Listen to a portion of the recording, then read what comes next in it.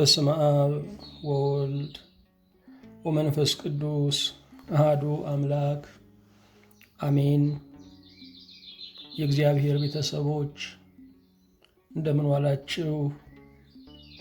ቸር የሚሆን እግዚአብሔር ከዕለታት ለይቶ ይችን ቀን ከሰዓቶችም ቀድሶ ይችን ሰዓት የሰጠን አምላክ ክብር ምስጋና ለስም አጠራሩ ይሁን። በእግዚአብሔር ቸርነት የትምህርታችን ርዕስ ምክር ለባሎች የሚል ነው። የሐዋርያው የቅዱስ ጳውሎስ መልእክት ወደ ኤፌሶን ክርስቲያኖች የተላከ ምዕራፍ 5 ቁጥር 23 ላይ ያለውን የእግዚአብሔር ቃል በጸሎት መንፈስ ሆነን እናነባዋለን። ባሎች ሆይ ክርስቶስ ደግሞ ቤተ ክርስቲያንን እንደወደዳት ሚስቶቻችሁን ውደዱ። ሁሉን የምትይዝ ሁሉን የምትገዛ የጌታችን የመድኃኒታችን የኢየሱስ ክርስቶስ አባት እግዚአብሔር ሆይ እናመሰግንሃለን። ለምሕረትህ ጽንፍ የሌለ ለግዛትህ ዳርቻ የሌለ ለበረከትህ ስፍር የሌለ ለመውደድህ ዳር የሌለ ጌታ ክብር ምስጋና ለአንተ እናቀርብልሃለን። በቸርነትህ በኃላፊው ዓለም በምድር ላይ ስደተኞች የሆነውን በማያልፈው ዓለም በመንግሥተ ሰማያት ርስት ስለሰጠህን ሁሉ የጠላንን አንተ ስለወደድከን ሁሉ የለየንን አንተ ስለተቀበልከን ምስጋና እናቀርብልሃለን። ቋንቋችንን የምትረዳ ሰባራው ቃላችንን ጠግነህ የምትሰማ የልብ አውቃ እግዚአብሔር ምስጋና ለአንተ ይሁን። አንተ የቤታችን ራስ ነህ። አንተ የኑሯችን መሰረት ነህ። አንተ የቤታችንን ምሰሶ የጨበጥክ ነህ። አንተ እኖርበታለሁ ብለን የምንተማመንብህ መክሊታችን ነህ። ጌታ ሆይ ተመስገን። ስለ ቸርነትህ ኅብረቶችን ሁሉ እንድትቀድስ የቤተ ክርስቲያንን አንድነት እንድታጸና የትዳርን ፍቅር እንድትጨምር የወዳጆችን መግባባት ዕለት ዕለት እንድታሰፋ በወላጆችና በልጆች መካከልም ንጹሕ ቅርርብን እንድታሰፋ አቤቱ እንጠይቀሃለን። እግዚአብሔር የዘመናት አምላክ ሆይ ለምድሪቱ ጥያቄ ሁሉ ዛሬ መልስ ሆነህ እንድትገለጽ ክቡር ቃልህ ገናናው ምክርህም ከእኛ ጋር እንዲሆን እንማጸናሃለን። ተወዳጅ ሆይ ስለ ረዳሃን እናመሰግንሃለን። ስለ ተረዳሃን እናከብረሃለን። ከእኛ ጋር ስላለህ ከፍ ከፍ እናደርግሃለን። ብቻችንን ስለማትተውን ምስጋና ለስምህ ይሁን። የጀመርነውን ጉዞ የምንፈጽምበት አቅም ስጠን። ጀምሮ ከመተው ተጠርቶ ካለመመረጥ ከብሮ ከመዋረድ ባሪያዎችህን ሰውረን። እግዚአብሔር የዘመናት አምላክ ሆይ ጥበብንና ማስተዋልን ምክርህን ለያዕቆብ ልጅ ለዮሴፍ ለስደተኛው ነቢይ ለዳንኤል የገለጽክ ለእኛም ግለጽልን። በሰላም ጀምረን እስክንፈጽም ጥበቃህ በዙሪያችን፣ ማዳን ምሕረትህ በመካከላችን ትሁንልን። በአንድ ልጅህ በኢየሱስ ክርስቶስ በእርሱ ያለ ክብር ጽን ላንተ ይገባሃል። ከእርሱ ጋራ ከመንፈስ ቅዱስም ጋራ ትክክልም ይሆን ዛሬም ዘወትርም ለዘለዓለሙ አሜን። የእግዚአብሔር የአምላካችን ስሙ የተመሰገነ ይሁን። ርዕሳችን ምክር ለባሎች የሚል ነው። መጽሐፍ ቅዱስ ባሎችን ለብቻ ወስዶ ይመክራቸዋል። እግዚአብሔር ሸሽጎ ይመክራል። እግዚአብሔር ከሰው መካከል ጠርቶ ይመክራል። እግዚአብሔር ከትዳር ጓደኛም ሰወር አድርጎ ይመክራል። ስለዚህም መጽሐፉ ባሎች ሆይ ባሎች ሆይ ባሎች ሆይ በማለት በመደጋገም ምክርን ያስተላልፋል። እግዚአብሔር አምላክ ከመሰረተው ትልቅ ህብረት በምድር ላይም ቅዱስ ተብሎ ከሚጠራ አንድነት የመጀመሪያው ጋብቻ ነው። ጋብቻ የእግዚአብሔር ሥርዓት ነው። ጋብቻ እግዚአብሔር ለክብሩ ያጣመረው ነው። ጋብቻ ያልበደሉ በደልንም የማያውቁ አዳምና ሔዋን በንጽህና የጀመሩት ጉዞ ነው። ጋብቻ የበደል ሥርዓት ያላጠፋው ነገር ነው። የሰው ኃጢአት በጨመረ ቁጥር ቅዱስ የሆኑ ነገሮች ይጎዳሉ። ጋብቻም ተጎድቷል። ብዙ አንድነቶች ፈርሰዋል። ብዙ ተቋማት ተንደዋል። ዓመታትና ዘመናት ሚሊኒየሞች ያልሻሩትና ያላጠፉት ነገር ቢኖር ጋብቻ ነው። እስከ ዕለተ ምጽአት ድረስም ጋብቻ ይቀጥላል።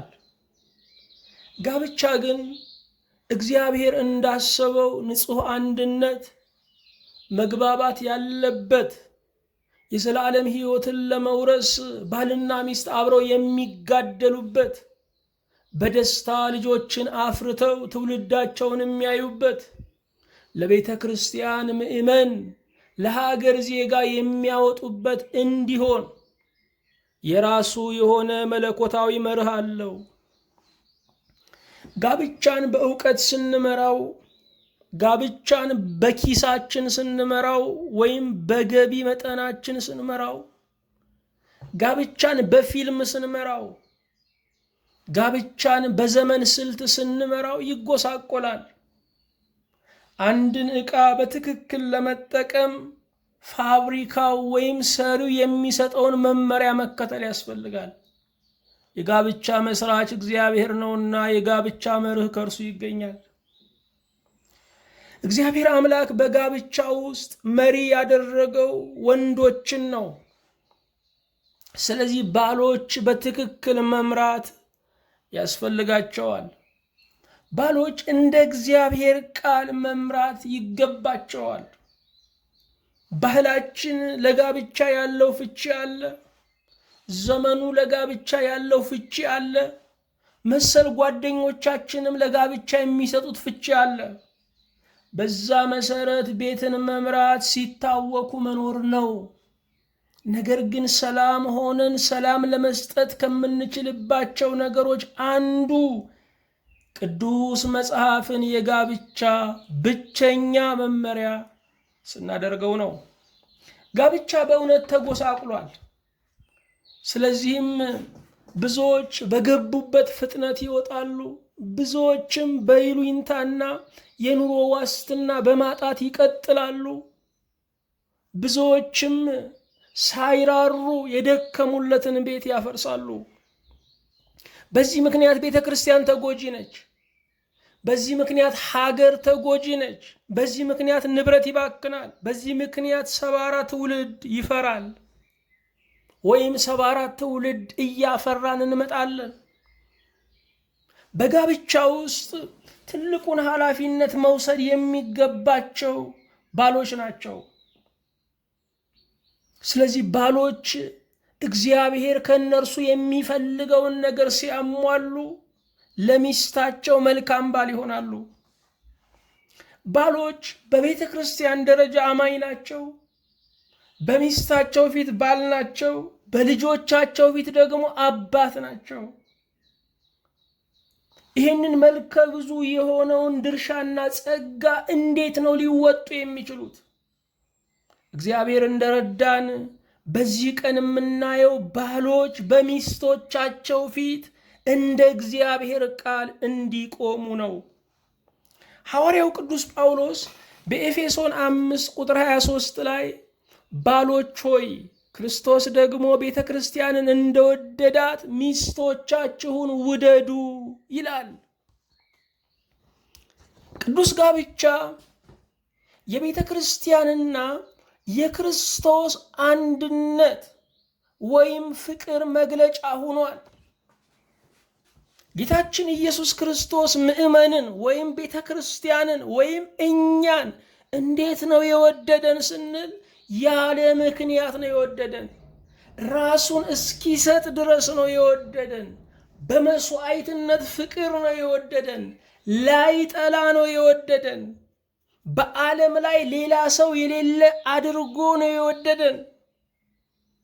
ስለዚህ ባሎች ሚስቶቻቸውን መውደድ የሚገባቸው ራስ ክርስቶስ ለአካል ቤተ ክርስቲያን እንዳሳየው ፍቅር ነው። ምን ማለት ነው? ያለ ምክንያት መውደድ ይገባቸዋል። ወደ ጋብቻ ውስጥ ከገቡ በኋላ ለሚስታቸው መስፈርት ማውጣት፣ ለሚስታቸው ከሚስታቸው ላይ እንከን መፈለግ፣ ሚስታቸውን የሚጠሉበትን ሰበብ መፈለግ አይገባቸውም። ምክንያቱም ጋብቻ በየፌርማታው የምንወርድበት የመውረጃ በር ያለው አይደለም። እግዚአብሔር ጋብቻን የሕይወት ዘመን ስርዓት አድርጎ ሰጥቷል። እግዚአብሔር መፋታትን ይጠላል። በዛው መጠንም እግዚአብሔር እየተነዛነዙ መኖርንም አይወድም። ስለዚህ ባሎች ሚስቶቻቸውን በአጋፔ ፍቅር፣ በእግዚአብሔር ፍቅር ሊወዱ ይገባል። የአጋፔ ፍቅር አሟልቶ የሚያይ ነው። የአጋፔ ፍቅር አሟልቶ የሚያነብ ነው። በዛ ፍቅር ሚስቶቻቸውን መውደድ ይገባቸዋል። ይህ ብቻ አይደለም፣ በመስዋዕትነት ፍቅርም ሚስቶቻቸውን መውለድ ይገባቸዋል። ለሚስቶቻቸው ዋጋ መክፈል ይገባቸዋል። ክርስቶስ ለቤተ ክርስቲያን ደሙን እንዳፈሰሰ፣ ባሎች ሆይ ክርስቶስ ደግሞ ቤተ ክርስቲያን እንደወደዳት ሚስቶቻችሁን ውደዱ። ስለዚህ ቤታችንን ለመምራት የጎረቤት ባሎችን፣ በሀገሩ ላይ ያሉ ወንዶችን የሚደረሱ ፊልምና መጻሕፍቶችን አይደለም ማየት ያለብን። ክርስቶስ ቤተ ክርስቲያንን እንደወደዳት እሱን ነው ማየት የሚገባል። አዎ ቤተ ክርስቲያን ክርስቶስን ማክበር ይገባታል። ሚስቶችን ባላቸውን ማክበር ይገባቸዋል። ባሎች ደግሞ ሚስቶቻቸውን መውደድ ይገባቸዋል። ክርስቶስ ቤተ ክርስቲያንን አፍቅሯታልና። ብዙ ጊዜ ባሎች መጽሐፉ ታክብረው ይላል፣ እሷ ግን አታከብረኝም ይላሉ። ሚስቶች ደግሞ ይነሱና ያፍቅራት ይላል መጽሐፉ፣ እሱ ግን አያፈቅረኝም ይላሉ። ልብ አድርጉ። ባልም የራሱን ያንብብ፣ ሚስትም የራሷን ታንብብ። ባልም አክብር የሚለው አፍቅር የሚለውን ያንብብ፣ ሚስትም ደግሞ ታክብር የሚለውን ቃል ታንብብ። ሁሉም የየራሱን ካነበበ መለወጥ አለ። ሁሉም የየራሱን ካነበበ ሰላም አለ። ሚስት የምታነበው የባሏን ጥቅስ ከሆነ፣ ባል የሚያነበው የሚስቱን ጥቅስ ከሆነ መግባባትና መለወጥ አይኖርም። አሁንም ሐዋርያው ጳውሎስ በቆላሲስ በምዕራፍ 3 ቁጥር 19 ላይ ባሎችን ይመክራል። ሐዋርያው ጳውሎስ ድንግል ነው። ሐዋርያው ጳውሎስ ዘመኑን ለክርስቶስ የሰጠ ነው። ስለ ጋብቻ ግን ሸክም ነበረው። ብዙ ሰዎች መነኮሳት አላገቡም፣ ስለዚህ ስለ ጋብቻ ሊያማክሩን አይችሉም ብለው ይናገራሉም ያስባሉ። ሐዋርያው ጳውሎስ ግን ድንግል ነው። ነገር ግን ስለ ጋብቻ ካገባው ጴጥሮስ በላይ የመከረ ነው። ደግሞም በጋብቻ ውስጥ ልምድ ምክር ቢሆን ኖሮ በዓለም ላይ ያሉ ባለትዳሮች አማካሪ የሆኑ የትዳር ችግር ፈቺ የሆኑ ነበረ። የአንዱ ተሞክሮ ለአንዱ፣ የአንዱ ልምድ ለአንዱ አይሰራም። የጋብቻ ቋሚ ምክር፣ የጋብቻ ቋሚ መመሪያ የእግዚአብሔር ቃል ነው። ስለዚህም ጋብቻችንን በልምድ ሳይሆን በእግዚአብሔር ቃል የሚመክሩ ሰዎች ያስፈልጉናል። በቆላሲስ 3 ቁጥር 19 ላይ ባሎች ሆይ ሚስቶቻችሁን ውደዱ፣ መራራም አትሁኑባቸው ይላል። ባሎች ሆይ ሚስቶቻችሁን ውደዱ፣ መራራም አትሁኑባቸው፣ አታስጨንቋቸው፣ አትጨክኑባቸው፣ አታውኳቸው፣ አታስበርግጓቸው። አዎ መጣ ብለው ደግሞ እንዲርገበገቡና እንዲሯሯጡ አታድርጓቸው። በገዛ ቤታቸው እስረኛ አታድርጓቸው። መራራም አትሁኑባቸው። የባልነት መገለጫ ኃይለኝነት፣ ዱላ መምዘዝ፣ ዘራፍ ማለት፣ ያልሰጡትን መጠየቅ የሚመስላቸው ብዙ ሰዎች አሉ። ቃሉ ግን ውደዱ ይላል። የሚወድ ያከብራል። ስለዚህ ሚስቱን የሚወድ ሚስቱን ያከብራል። ሚስትም ባሏን ታክብር ነው የሚለው። የምታከብር ትወዳለች። ክብርና ፍቅር ተለያይተው አያውቁም። ሐዋርያው ጴጥሮስም በምዕራፍ 3 ቁጥር 7 ላይ በአንደኛ መልእክቱ እንዲሁ እናንተ ባሎች ሆይ ይላል። ባሎች ሆይ የሚለው በመደጋገም ነው በመጽሐፍ ውስጥ የምናገኘው። እንዲሁም እናንተ ባሎች ሆይ ደካማ ፍጥረት ስለሆኑ ከሚስቶቻችሁ ጋር በማስተዋል ኑሩ። ይሄ ደካማነት ምንድን ነው? ይሄ ደካማነት የስሜት ስስነት ሊሆን ይችላል። ሚስቶች ከባሎቻቸው ብዙ ነገርን ይጠብቃሉ። ስለዚህም ከባላቸው የሚጠብቁትን ነገር ሲያጡ በስሜታቸው እየተጎዱ ይኖራሉ። ስለዚህ ምን ያስከፋታል? ምን ያስቀይማታል? ምን ጥርጣሬ ውስጥ ሊከታት ይችላል? በማለት በማስተዋል መኖር ይገባቸዋል። ጸሎታችሁ እንዳይከለከል። አዎ በጋብቻ ውስጥ አለመግባባት፣ ሁከት ከተነሳ ንጹሕ ጸሎት ማቅረብ አይቻልም። ከምንም ነገር በላይ አእምሮን የሚቆጣጠር ነገር ቢኖር ጋብቻ ነው። የጋብቻ ችግር ሙሉ አእምሮን ስለሚቆጣጠር ሰባኪው መስበክ፣ ሰራተኛው መስራት፣ ንጉሱ ማዘዝ አይችልም። ለዚህ ነው የቀደሙት ነገስታቶች መሳፍንቱን ወይም ደግሞ ያስቸግሩኛል ብለው የሚያስቡትን ጋብቻቸውን ያፈርሱባቸው ነበረ። ሰው ጋብቻው ከፈረሰ አስተሳሰቡ ትክክል አይሆንም። ቤቱ ከታወከ አንድ ነገርን አቅዶ መፈጸም አይችልም። የአደባባይ ድሎች ያሉት በቤት ውስጥ ሰላም ነው። የሕይወትን ጸጋ እንደሚወርሱ አድርጋችሁ አክብሯቸው። ልብ አድርጉ። በመንግሥተ ሰማያት ነፍስ ጾታ የላትም። በመንግሥተ ሰማያት የነፍስ ጾታ በክርስቶስ ማመንና በክርስቶስ አለማመን ነው። ልብሰ ብርሃንና ልብሰ ጽልመት ነው ያለው። ስለዚህ በመንግሥተ ሰማያት በክርስቶስ በማመን አንድ መንግሥት የምንወርስ፣ አንድ የክርስቶስን ሕይወት የምንካፈል ስለሆንን አክብሯቸው ይላል። ክርስቶስ ለሴቶችም ሙቷል። ለወንዶች የሞተውን ያህል ለሴቶችም ሙቷል። መንግሥተ ሰማያት የሴትና የወንድ ጣቢያ የላትም። የአማንያን አንዲት መቅደስ ናት። ባሎች ሆይ ጥሩ ምክር ለባሎች አስፈልጓል ማለት ነው። እግዚአብሔር መንፈስ ቅዱስ ለዚህ ነገር አስቦልናል። ስለዚህም ባለን ጊዜ ባለን አነስተኛ ሰዓት 23 የሚጠጉ ለባሎች ምክሮችን እናስተላልፋለን። እነዚህ ምክሮች በአብዛኛው ከሚስታቸው ጋር ባላቸው ህብረትና ጉዞ ወሳኝ የሆኑ ናቸው። የመጀመሪያው ለባሎች ምክር የሚስቶቻችሁን ድክመት በባዕድ ፊት አታውሩ። ሚስቶች ድክመታቸውን ባላቸው ለራሳቸው ብቻ እንዲነግራቸው ይፈልጋሉ። በልጆቻቸው ፊት እንኳ እንዲገስጻቸው ፈቃደኛ አይደሉም። አስቸጋሪ ሚስት ቢሆኑ እንኳ ጥሩ እናቶች ናቸው። ስለዚህ ባላቸው እምነት ማጣቱን ለልጆቻቸው እንኳ እንዲነግርባቸው ፈቃደኛ አይደሉም። ከዛ ባሻገር ደግሞ ለባዕድ፣ ለጎረቤት፣ ለዘመዶች ድክመታቸውን ባላቸው ሲያወራባቸው ያዝናሉ።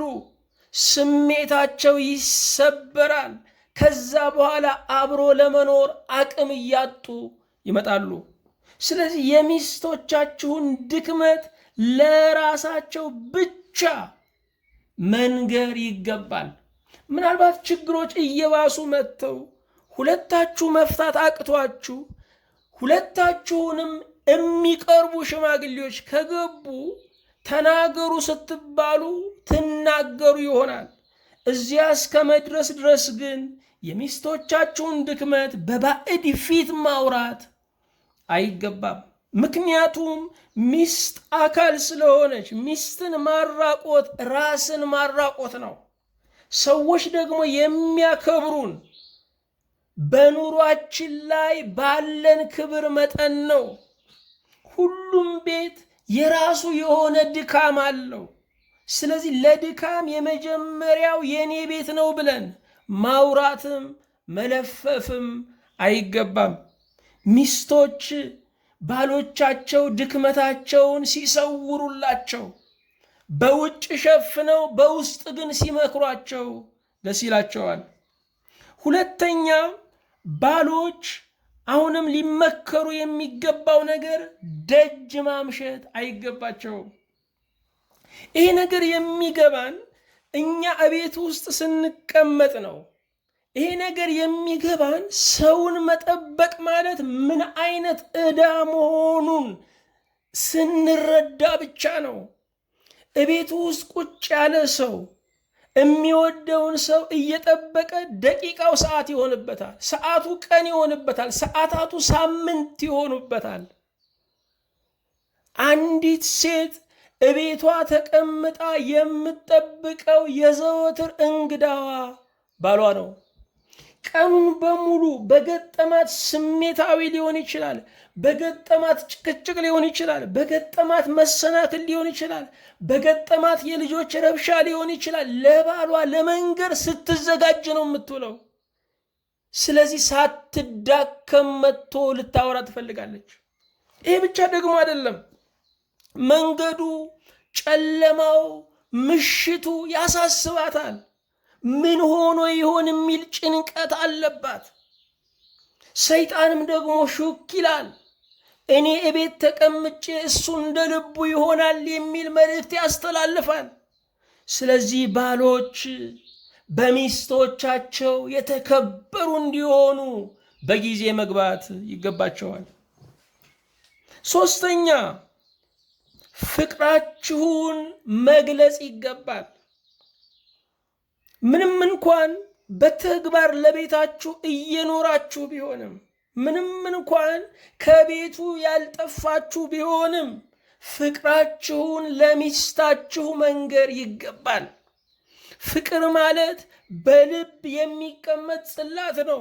ፍቅር ማለት በአፍ የሚነገር ልዩ ትረካ ነው። ፍቅር ማለት በተግባር የሚገለጽ የእግዚአብሔር መልእክት ነው። ስለዚህ ፍቅራችሁን በቃልም መግለጽ ይገባል። ፍቅር በልብ ላይ መቀመጥ አለበት። እንደ ጽላት መሰወር አለበት። ጽላት በታቦት ውስጥ እንደሚሰወር ፍቅር በልብ ውስጥ መሰወር አለበት። እንደዚሁም በቃላችን ደግሞ በጣዕም መገለጥ አለበት።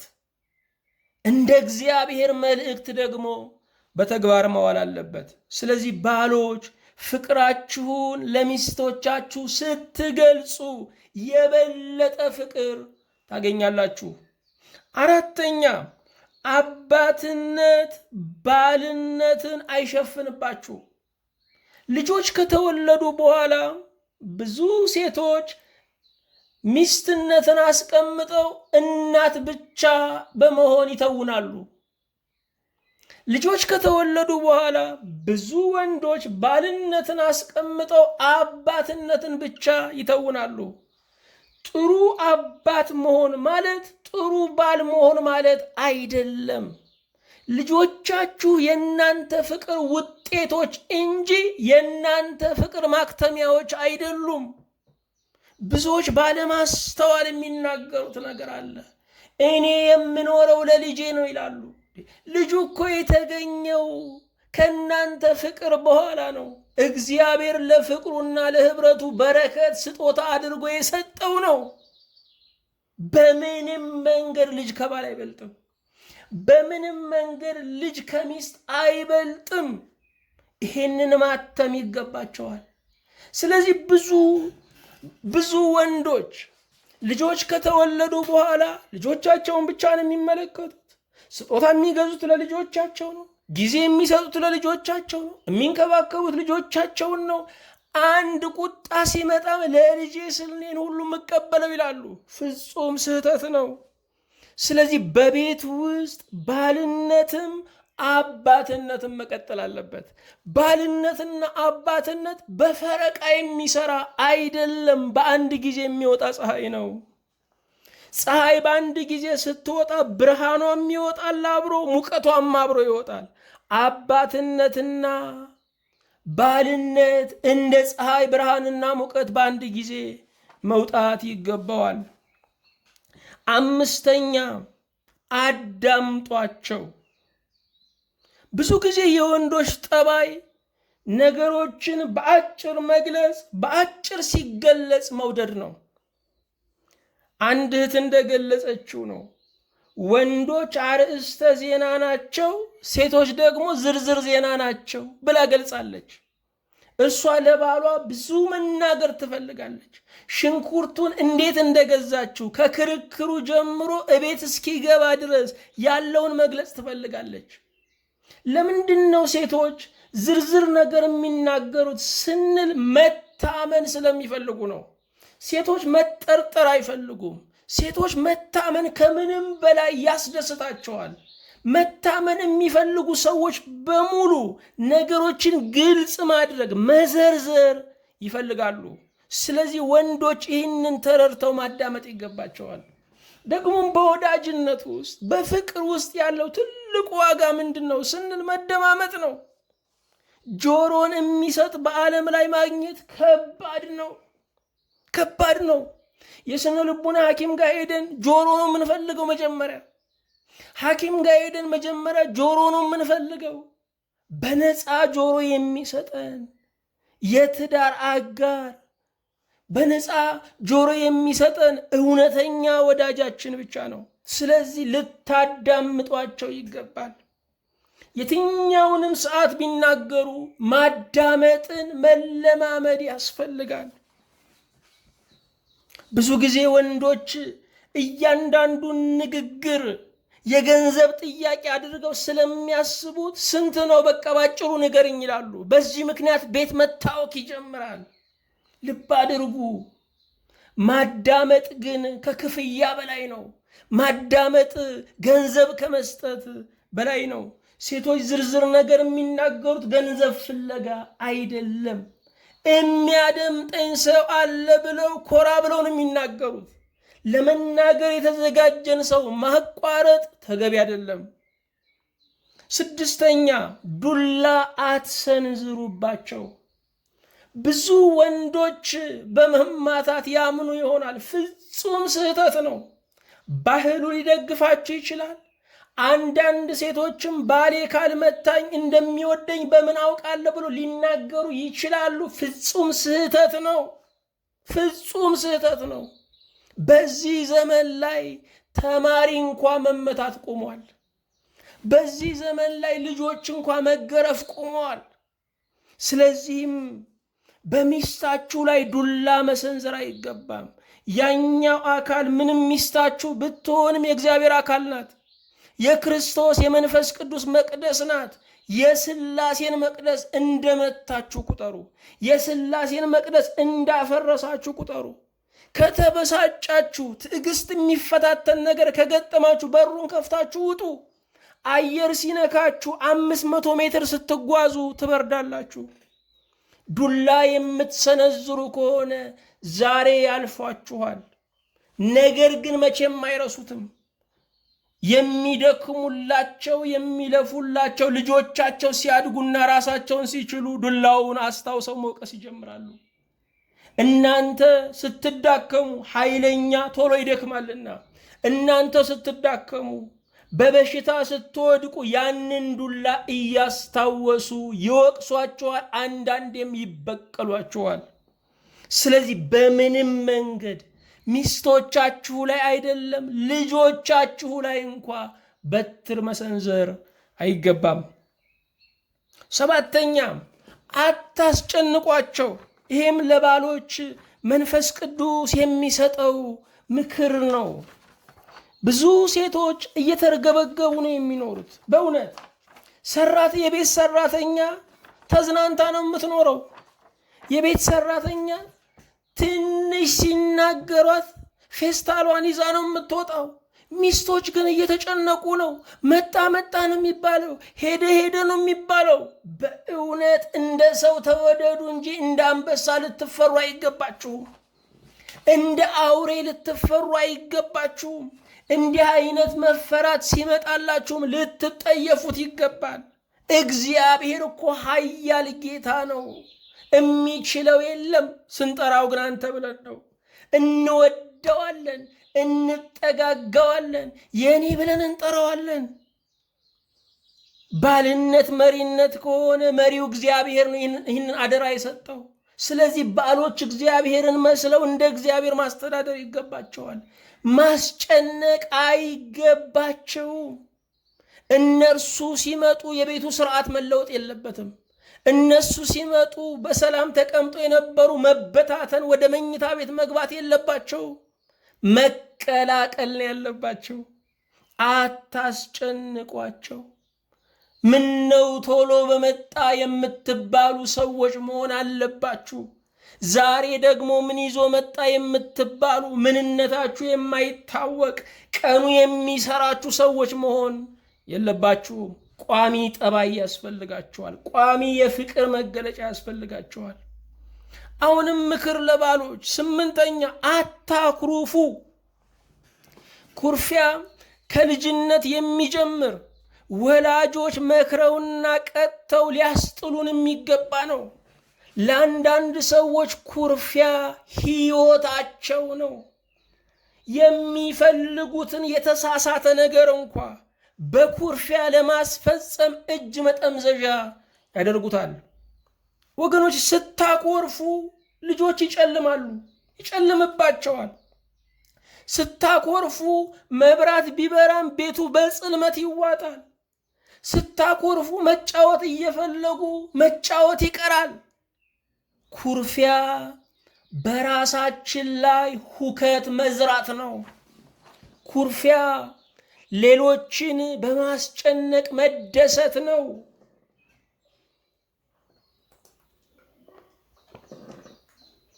ትክክለኛ ማንነት ያለው ሰው፣ የተገነባ ሞራል ያለው ሰው፣ የበታችነት ስሜት የሌለበት ሰው አያኮርፍም። ስለዚህ ባሎች ማኩረፍ አይገባችሁም። በማኩረፋችሁ የትዳር ጓደኛችሁ ልቧ እየሸሸ ቤቷ እያስጠላት ነገሮች ግራ እየገቧት ደግሞ ዛሬ የተጣላ ነው በምን ይሆን እያለች ስህተቱን እንኳ ማወቅ እየተሳናት ትመጣለች። ግራ ከሚያጋባ ሰው ጋር ለመኖር ትቸገራለች። አታኩርፉ። ኩርፊያ ቤት ያፈርሳል።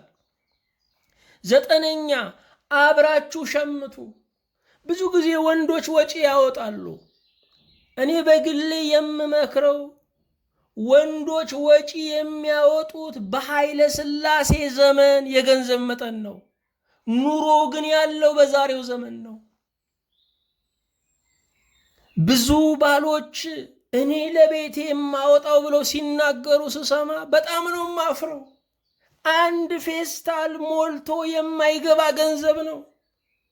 ደግሞ ያንን ሰጥተው ገበታው ሙሉ እንዲሆን ይፈልጋሉ። ያንን ሰጥተው የላሜ ጣም መብላት ይፈልጋሉ። ጥሩ ምግብ የምትፈልጉ ከሆነ ጥሩ ወጪ አውጡ። እኔ የምመክራችሁ ግን ከሚስታችሁ ጋር አብራችሁ ሄዳችሁ ሸምቱ። ገበያው ምን እንደሚመስል፣ ኑሮ ምን እንደሚመስል እወቁ። ለሚስታቸው 50 ብር የቀን ወጪ የሚሰጡ ደጅ ላይ ደግሞ 50 ብር ቲፕ የሚሰጡ አሉ። ለቲፑ ለጉራው ጎበዝ ናቸው፣ ለወጪ ግን ጉንድሽ ናቸው። አብራችሁ መሸመት ይገባል። ምክንያቱም በኑሮ ውስጥ ካሉ ጭቅጭቆች አንዱ ወጪ ነው። አንድ ነገር ላስታውሳችሁ፣ ሴት ልጅ እንኳን ሰጣችኋት አይደለም ከኪሳችሁ ብትሰርቅ እንኳን ለዛው ለቤታችሁ ነው። አንዲት ሴት ከባሏ ወስዳ ለምንም ልታደርገው አትችልም። ለዛው ቤት ነው የምታደርገው። ብትደብቅ ብታጠራቅም በባሌ ልበቢስነት ሜዳ ላይ እንዳልቀር፣ እሱ የደከመው ያመመው ቀን እንዳልቸገር ብላ ለእናንተ ዋስትና ነው የምታስቀምጠው። ስለዚህ አብራችሁ መሸመት መልካም ነው። ኑሮውንም ታቁታላችሁ፣ የቤታችሁም ሰላም ይጠበቃል። 10ኛ ጓዳ አትግቡ። ብዙ ባሎች ቢሮአቸው ውስጥ ሚስታቸውን ይዘው አይመጡም። የቢሮአቸውን ነገር ሚስታቸው እንድታንጎዳጉድ ፈቃደኛ አይደሉም። ትክክል ናቸው። ጓዳው ደግሞ ለሚስት ቢሮዋ ነው። የራሷ ምስጢር አላት፣ የራሷ ቅመም አላት፣ የራሷ የሆነ ስርዓት አላት። ስለዚህ ጓዳቸው ውስጥ እንድትገቡ የማይፈቅዱ ከሆነ ልትገቡ አይገባችሁም። አንዳንድ ሴቶች ባላቸው ሌማት ሲከፍት ፈቃደኛ አይደሉም፣ ወጥ ሲያወጣ ደስተኛ አይደሉም። አክብሩላቸው። ምክንያቱም ለነርሱ ባል ማለት ከአባታቸው ያዩት እንደዚህ ነው። ስለዚህ ጓዳ መግባት ይሄም በራሱ ጥሩ ላይሆን ይችላል። እንደ አስፈላጊነቱ እንደ ቤታችሁ ስርዓት እንደ ሚስታችሁ ስሜት ከውኑት። 12ኛ ልዩ ወጪ ስጡ። የወር ወጪ ብቻ አታውጡ። ለሚስቶቻችሁ ልዩ ወጪ መስጠት አለባችሁ። የወር ወጪ ብቻ ማውጣት አንድ የቤት ሰራተኛም ብትኖር እሱኑ ነው የምታወጡት። እንደውም የቤት ሰራተኛችሁ በዛ ላይ ደሞዝ አላት። ሚስታችሁን ግን በወር ወጪ ብቻ ማስቀመጥ ተገቢ አይደለም። አንድ ነገር አስተውሉ። ሀብታችሁን ሚስታችሁ ካልበላች፣ ዛሬ ቆማችሁ ካልሰጣችሁ ሞታችሁ ልታገኝ ነው ወይ? ሞተን የሚወሰደው የእኛ ንብረት በግድ እንጂ በፈቃዳችን አይደለም። ስለዚህ ሚስታችሁ ረሃብተኛ ቤተሰብ ሊኖራት ይችላል። ልዩ ወጪ ስጡ። አትጠይቁ። ያንንም የት እንደዋለም አትጠይቁ። እምትረዳው ሰው አይታ ሆዷ ራርቶ አቅም አንሷት፣ ነገር ግን በውስጧ ህመም ሆኖ የተቀመጠ ችግረኛ ሰው ይኖራል። ትርዳ። ልዩ ወጪ መስጠት ይገባችኋል። 13ኛ አሞግሱ። እግዚአብሔር እንኳ ያመሰግናል። ምስጉን ነው በክፎች ምክር ያልሄደ፣ ለቅኖች ምስጋና ይገባል ይላል እግዚአብሔር እንኳ። ሚስታችሁን ማድነቅ ይገባችኋል። የሰራችሁ ምግብ ሲጣፍጥ ማሞገስ ይገባል። በልጆቿ ፊት ማሞገስ፣ በሰዎች ፊት ማሞገስ ኃይል ይጨምራል። ቤታችሁን ብርሃን ያደርገዋል። ስለዚህ ማሞገስን ተለማመዱ። እያንዳንዱን ነገር እየነቀሳችሁ አትውቀሱ። ምክንያቱም ኮርስ አይደለም የገባችሁ ይቺ ሴት፣ ገና እስከ ዕድሜ ልክ ከእናንተ ጋር ነው የምትኖረው። ስለዚህም ቀስ እያላችሁ በጸሎት በምክር አርአያ በመሆን ራሷን እንድታይ በመርዳት ትለወጣለች እንጂ በአንድ ቀን ይህንን ሁሉ ለውጪ ማለት አይገባም። ከገባን በኋላ ማስተዋል ይገባል። ሳንገባ በሁለት አይን ማየት ተገቢ ነው። ከገባን በኋላ ግን አንዱን መጨፈን ይገባል። 14ኛ ወስኑ። ሀገር የሚመራው በአንድ ሰው ውሳኔ ነው። ብዙ ይመከራል፣ አንድ ውሳኔ ያስፈልጋል። ቤት የሚመራው በውሳኔ ነው። ልጆች ተቀምጠው ሚስት ተቀምጣ ይመከራል፣ አንዱ መወሰን አለበት። ካልወሰንን መድረስ አንችልም። ካልወሰንን ህይወትና ታሪክ አይለወጥም። ስለዚህ ባሎች መወሰን አለባቸው። መወሰን በሚገባቸው ነገር ማንቀዋለል አይገባም። የፉክክር ቤት ሳይዘጋ ያድራል ይባላል። 15ኛ ሱስ አርቁ። አንድ ነገር አስተውሉ። ሚስታችሁ መጠጣት አትፈልግም። አብዛኛው ሴት አይፈልግም። እናንተ ትጠጣላችሁ። መጠጣት የማትፈልገዋ ሴት እናንተ በፈሳሽ መንገድ የወሰዳችሁትን መጠጥ አብራችሁ ስትሆኑ እሷ በትንፋሽ ትወስደዋለች። እማትፈልገውን ሲጃራ በእናንተ ታሸታለች። እማትፈልገውን ሱስ ከእናንተ ትጋራለች። ሱስ ማለት የሌላውን ምቾት መንካትም ነው። ስለዚህ ሱስን ማራቅ ይገባል። ይልቁንም ልጆቻችሁን ዛሬ ምንም ብትመክሯቸው የሱስን አስቀያሚነት የሰጣችሁትን ምክር ሳይሆን የሚሰሙት የሚደረገውን ሱስ ነው የሚያዩት። ስለዚህ ልጆች አድገው መጀመሪያ መሞከር የሚፈልጉት አባታቸው የሚጠቀመውን ሱስ ነው። ለትውልድ ስትሉ ሱስን ማራቅ ይገባል። ለጤናም ቢሆን፣ ለመልካችሁም ቢሆን፣ ለአፋችሁ ጠረንም ቢሆን፣ ለክብራችሁም ቢሆን ሱስን ማራቅ ይገባል። ሱስ ከማይገቡ ሰዎች ጋር የሚያውል ዝቅ አድርጎ የሚያኖር ነው። ሱስ የወር ደሞዝ እንዳይበቃን ከሚያንሱን ሰዎች እንድንበደር የሚያደርገን ነው። ሱስ የድብብቆሽ ኑሮን የሚያበዛ ነው። ለክፉ ሴቶች የሚዳርግ ነው። 16ኛ ግልጽ ሁኑ። በሁሉ ነገር ግልጽ መሆን መልካም ነው። አንዳንድ ወንዶች የሚታወቁት የሞቱ ቀን ነው። የሞቱ ቀን ሚስታቸው ታውቃቸዋለች። የሞቱ ቀን ቤተሰባቸው ያውቃቸዋል። በዚህ ምክንያት በስጋቸው ጨርሰው በነፍሳቸው ሲወቀሱ ይኖራሉ። ግልጽ መሆን ለመፍትሄ ወሳኝ ነው። ስለዚህ አስፈላጊ ነገሮችን ግልጽ መሆን ይገባል። አስፈላጊ ነገሮችን አብሮ ማውጋት፣ አብሮ ለመፍትሄ መቀመጥ ያስፈልጋል። 17ኛ አጫውቱ። ሚስቶቻችሁን ማጫወት ይገባል። ጊዜ መስጠት ይገባል። ሁልጊዜ ልፋት፣ ሁልጊዜ ወጥ መስራት፣ ሁልጊዜ እንጀራ መጋገር፣ ሁልጊዜ ልጆች መንከባከብ ሊሰለች ይችላል። ስለዚህ ሚስቶቻችሁን ማጫወት ይገባል። አንዳንድ ጊዜም ከአንድ አይነት ቦታ አውጥታችሁ ለየት ያለ ቦታ አየር እንዲቀበሉ ማድረግ ይገባችኋል። አቅም ካላችሁ ወይ በሳምንት ሊሆን ይችላል፣ ወይ በወር ሊሆን ይችላል። ቤታችሁን ለቃችሁ እራታችሁን ሌላ ቦታ ላይ መብላት ይገባል። ወይም ደግሞ ምግባችሁን ሰርታችሁ አንድ መናፈሻ ላይ በሳምንት አንድ ቀን፣ በወር አንድ ቀን ወጥታችሁ አብራችሁ መመገብ ይገባል። ቦታ በመለወጥ የሚለወጡ ነገሮች አሉ። ድግግሞሽ ሕይወትን ሊያሰለች ይችላል። 18ኛ ባህሪ ተፈጥሯቸውን እወቁ። ልብ አድርጉ። እናንተ ወንዶች ናችሁ፣ ሚስቶቻችሁ ሁልጊዜም ሴቶች ናቸው። በወንድና በሴት መካከል የተፈጥሮ ልዩነት አለ። ይህንን እወቁ። ይሄ ብቻ ደግሞ አይደለም። የሴቶች የራሳቸው የተፈጥሮ ልማዶች አሉ። እነኛ ልማዶች በሚሆኑበት ጊዜ ያለ የህመም ስሜት፣ የጠባይ መለዋወጥ ሊኖር ይችላል። ይሄንንም ተረዱ። ይሄንን መረዳት ካልቻላችሁ የሚስቶቻችሁን ባህሪ ተፈጥሮ ባለማወቅ ምክንያት በግርታ ውስጥ፣ በመደናገር ውስጥ ህይወትን ትገፋላችሁ። ባህሪ ተፈጥሮን ማወቅ ከሰዎች ጋር ለመኖር ቀላል መንገድ ነው።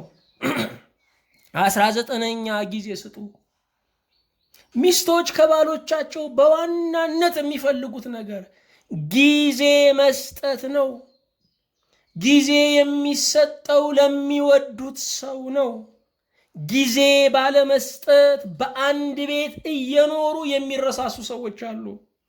ስለዚህ ጊዜ መስጠት መተዋወቅን ትኩስ ያደርገዋል። 20ኛ ሁለት ቤት አትመስርቱ። ብዙ ባሎች ገንዘብ ሲያገኙ የድህነት ሚስታቸው እያስጠላቻቸው ዛሬን የምትመጥን ደግሞ አዲስ ሴት እያስፈለገቻቸው ይመጣሉ። ይሄ ፍጹም ስህተት፣ በእግዚአብሔር በረከት መበደል ነው። እግዚአብሔር ለምስጋና የሰጠንን ነገር ለኃጢአት ማዋል ነው። ብዙ ወንዶች የኃያልነትና የችሎታ መገለጫ መስሏቸው 2 ቤት ይመሰርታሉ። 2 ቤት መመስረት ለጊዜ አይበቃም፣ ለወጪ አይበቃም፣ ለሰላም አይበቃም፣ ለነፃነት አይበቃም። በዚህ ምክንያት ተሰንጥቀው ነው የሚኖሩት።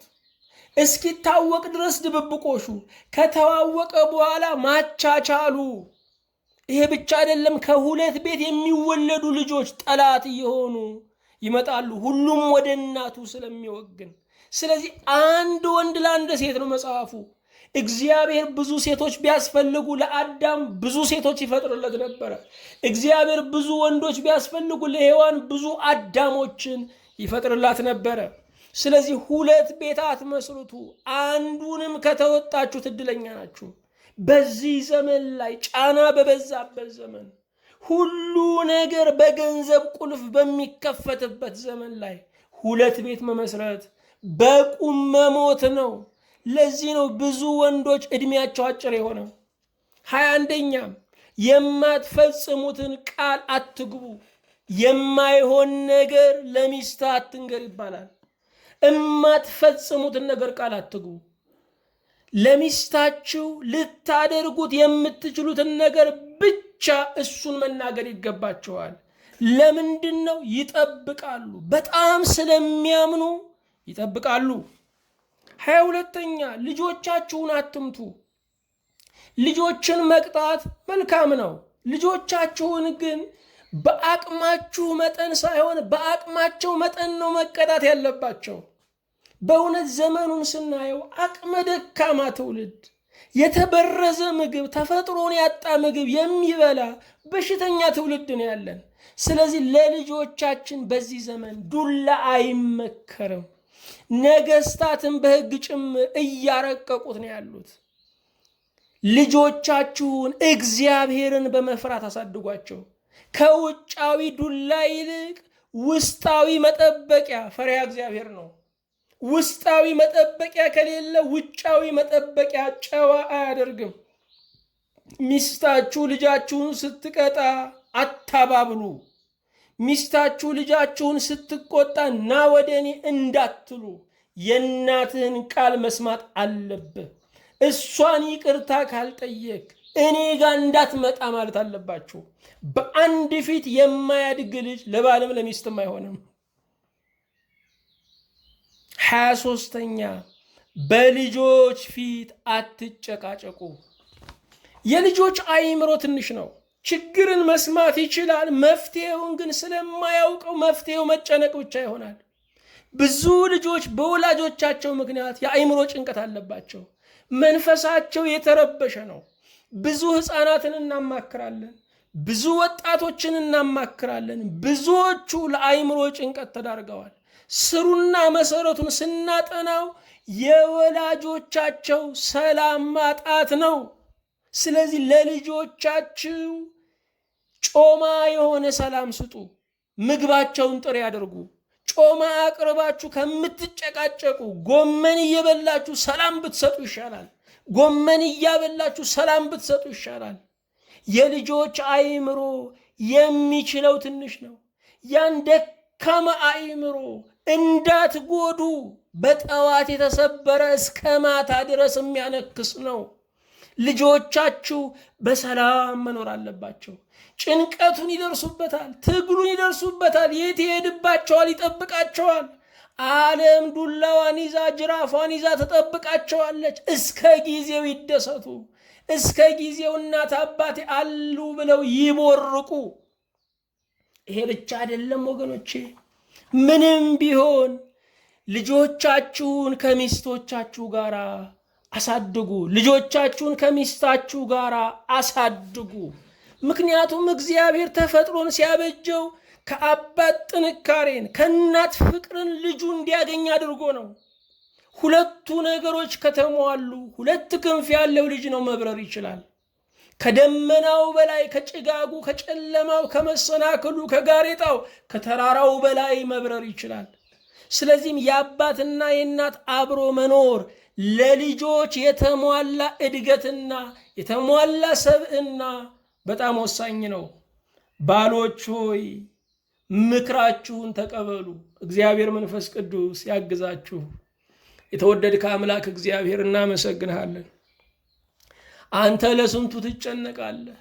አንዴ ለባል፣ አንዴ ለሚስት፣ አንዴ ለልጆች፣ አንዴ ለቤተ ዘመድ፣ አንዴ ለወዳጅ፣ ለስንቱ ትጨነቃለህ። በእውነት እናመሰግንሃለን። በምክር ግሩም ይሆንክ፣ በነፃ የምትመክር እግዚአብሔር እናመሰግንሃለን።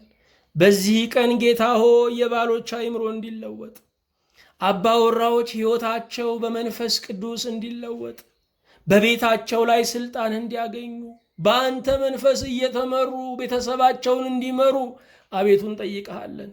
ለልጆቻቸው ሰላም፣ ለሚስታቸው ሰላም እንዲሆኑ፣ ለሚያያቸው ተድላ እንዲሆኑ አቤቱ እንማጸንሃለን። ቤትህን እንዲወዱ፣ ቃልህን እንዲወዱ፣ ቅዱስ ቁርባንን እንዲወዱ ስለ ባሎች እንጸልያለን። እግዚአብሔር የዘመናት አምላክ ሆይ በዚህ ቀን ስለምትባርካቸው ባሎች ምስጋና ለአንተ ይሁን። ጤናቸውን ጠብቅ፣ ቤታቸውን አጽና፣ በሚስታቸው ፊት ባለሞገስ፣ በልጆቻቸው ፊት ተወዳጅ አድርጋቸው። በአንድ ልጅ በኢየሱስ ክርስቶስ በእርሱ ያለ ክብር ጽን ላንተው ይገባሃል። ከእርሱ ጋራ ከመንፈስ ቅዱስም ጋራ ትክክል የሚሆን ዛሬም ዘወትርም ለዘላለሙ አሜን።